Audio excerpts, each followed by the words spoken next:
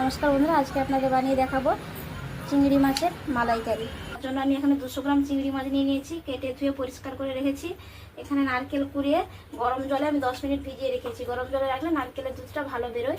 এখানে আদা, রসুন, কাঁচা লঙ্কা বেটে নিয়েছি। এখানে ধনে, জিরে, শুকনো লঙ্কা বেটে নিয়েছি। এখানে একটা পেঁয়াজ নিয়েছি, এখানে গ্রেটারটা দিয়ে আমি ঘষে নেবো পেঁয়াজটা। আর 1 চিমটে সর্ষে বাটা নিয়েছি। লাস্টে আমি এই সর্ষে বাটাটা দিলে চিংড়ি মাছের মালাইকারি কারিটা খেতে আরো খুবই ভালো হয়। কড়াইতে সর্ষের তেল দিয়ে দিয়েছি, এর মধ্যে তেজপাতা, গোটা গরম মশলা দিয়ে দেবো। বাটাটা দিয়ে দিলাম, পেঁয়াজটা দিয়ে ঘষে রেখেছিলাম, তেজপাতা ওটা দিয়ে দিলাম। একটু হালকা করে ভেজে নেব বাদামি করে। হলুদ গুঁড়ো, লঙ্কার গুঁড়ো, মশলাদের বাটি ধোয়া জলটা দিয়ে দিলাম। একটু ভালো করে এটা কষিয়ে নেব 5 মিনিট মতো। চিংড়ি মাছটা এর মধ্যে দিয়ে দেবো।